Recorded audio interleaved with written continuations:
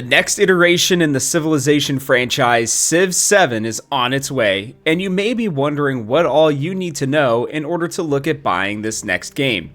Hey guys, I'm Rob, this is CivHaus, and we're diving into everything you need to know about Civilization 7. That's right, the next installment in the legendary strategy series is coming soon, and there's a lot to cover. From release date details and platform availability to system requirements, pricing, and gameplay features, let's break it all down. But before we dive in, I'm going to ask that you like this video if you end up enjoying it, and that you subscribe if you like Civilization content, as we're coming out with new Let's Plays, guides, news, and so much more nearly every day. Also, let us know in the comments section below what you are most looking forward to in terms of Civilization 7. Is it the new gameplay, or leaders, or maybe something else? But now, let's hop into it and start with the big question: when is Civ 7 coming out? The official release date is set for February 11th in 2025, but if you pre-order the game, specifically some of the more expensive editions, which we'll take a look at a little later in this video, then you can play it on February 6th.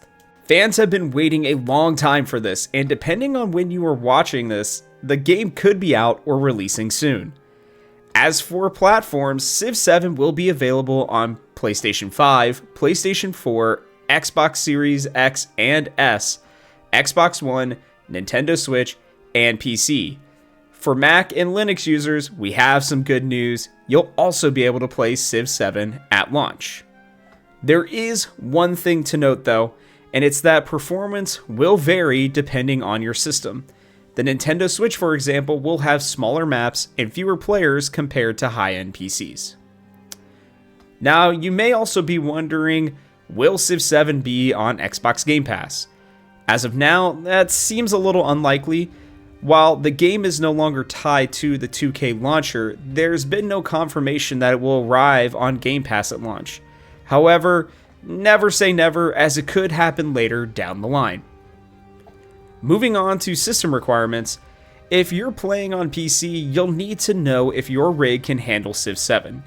The system requirements should be up on the screen, and I'll give you a second to look it all over before we move on. But do note that there are different requirements depending on how you want to play the game. Civilization 7 will also have multiple editions available to you at launch.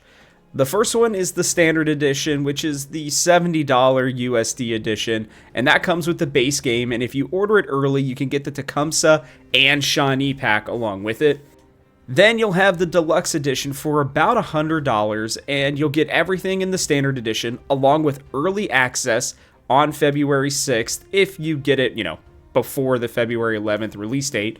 You'll also get Crosswinds of the World collection with 2 new leaders, 4 new civs, and 4 new natural wonders. There's a lot of other stuff coming, but that's the first big DLC. And then you'll also get the deluxe content pack with different leader personas, profile customizations, and a new scout skin. Then you have the Founders Edition, which is going to run you about $130, but you'll get everything that we've talked about so far, including the early access. You'll also get the Right to Rule collection with additional leaders, civs, and wonders. That's going to be the second DLC that'll be coming out for this game. And you'll also get the Founders content pack with exclusive customizations. When looking at multiplayer, yes, Civ 7 will have multiplayer. That shouldn't be a big surprise, but we don't know exactly all of the details just yet. Online play is confirmed, and cross-platform multiplayer is very likely. However, hot seat mode will not be available at launch. Again, I'm going to repeat that one because it is pretty important to a lot of people. Hot seat mode will unfortunately not be available at launch.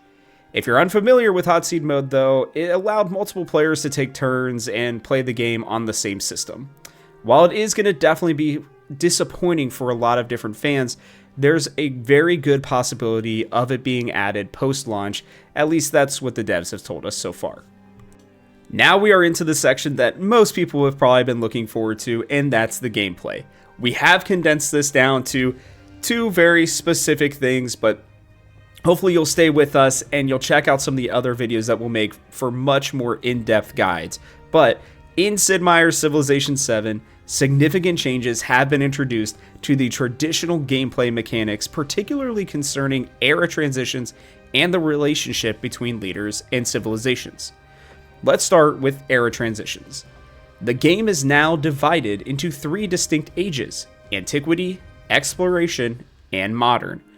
Unlike previous installments where players progress through multiple eras sequentially, in Civilization 7, all civilizations advance through these ages simultaneously. This synchronization process means that when the age transition occurs, it affects all players at the same time, introducing new challenges and opportunities that require strategic adaptation. Now looking at leaders and civilizations, it is a notable departure from previous games in the decoupling of leaders from specific civilizations. Players can now pair any leader they want with any civilization, allowing for unique combinations and strategic diversity. For instance, you could choose to lead the Egyptian civilization under the leadership of Genghis Khan. You could also even have somebody like Benjamin Franklin leading the Chinese. There's a lot of different flexibility that this enables players to experiment with various leaders and their abilities and civilization traits, crafting strategies that were not possible in earlier versions of this game.